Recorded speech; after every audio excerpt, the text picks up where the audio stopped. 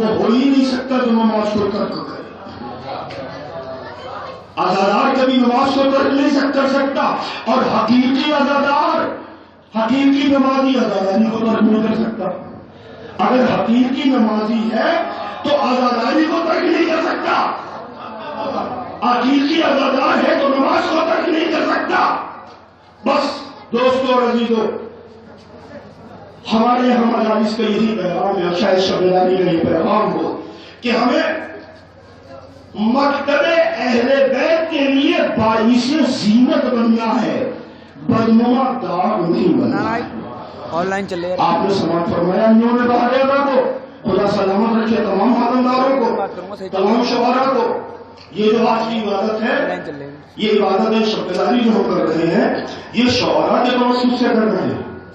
شاعروں کا مرتبہ کوئی کم مرتبہ نہیں ہوتا. شاعروں کا مرتبہ پوچھنا ہے تو امام معصوم سے پوچھے کوئی. آج شاعروں پر بھی اعتراض ہو رہے ہیں، شاعروں کو اپنا کلام دکھانے کے لیے بڑے شوق ہوتے ہیں، اس لیے یہ جو ہے کبھی شبداریاں کروا دیتے ہیں، کبھی جلوس نکلوا دیتے ہیں، کبھی محفلیں کر لیتے ہیں، کبھی نشستیں کر لیتے ہیں. نہیں، قسم خدا کی، اہل بیت کا حقیقی شاعر اس کا مرتبہ وہی سمجھ سکتا ہے کہ جس کے لیے شعر کہا جا رہا. امام نے کہا من قال فینا بیتن، جس نے ہمارے حق میں ایک شعر کہا تو اس بیت کی جزا یہ ہے کہ ہم جنت میں کر دیں گے، ہم جنت میں گھر دیں گے. جسے جنت میں گھر مل رہا ہو وہ چند افراد کی داد کر کیا کرے گا؟ یہ خام خیالی ہے، یہ خام خیالی ہے. بعض افراد کی کہ یہ شعرا کراتے، یہ داد و تحسین کے محتاج نہیں ہوتے، داد و تحسین شعرا کی محتاج ہوتی ہے. مرتبہ شاعر اہل بیت سمجھنا ہے تو امام معصوم سے سمجھو. شاعر اہل بیت کا مرتبہ کیا ہے؟ جناب تیری خدائی.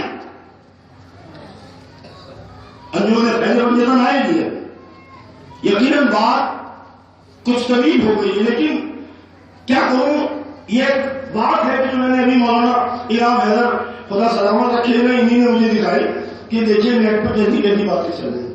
شاعر اہل بیت کا مرتبہ سمجھنے کے لیے معصوم دل چاہیے، معصوم ذہن چاہیے. تب معصوم، اگر ذہن معصوم قلب ہوگا تب اہل بیت کے شاعر کا مرتبہ سمجھ میں آئے گا، ورنہ نہیں آ سکتا. دیوبند ہے، دیوبند ہر سال مرثیہ کہتے ہو. ہاں مولا، اس سال کوئی مرثیہ کہا، اس سال کوئی مرثیہ کہا، ہاں مولا کہا. دیوبند نے مرثیہ سنا دیا. اب دیکھیں مرتبہ شاعر اہل بیت کا مرتبہ کیا ہے. جیسے ہی مرثیہ سنایا دیوبند، یہ دو بند ہیں، انہیں اضافہ کر لو اپنے مرثیے میں. معصوم کو اگر کوئی عمل اپنے چاہنے والے کا پسند آ جاتا ہے تو اس کے عمل سے اپنا عمل جوڑ دیتا ہے معصوم. بس دوستوں اور عزیزوں، عزاداری کا مقصد عزت اہل بیت کی پاسبانی اور نگہبانی. انجمن باہرہ مہاخانی کر چکی ہے. ماتم سینہ دنی کے بعد گزارش کروں گا باہرہ کے ممبران سے کہ چاہے مسلمانوں کے لیے تشریف لے جائیں اور اس کے بعد انجمن فیض بنجن مہاخانی کے لیے اور اپنا مطلوبہ کلام پیش کرنے کے لیے تشریف لائیں.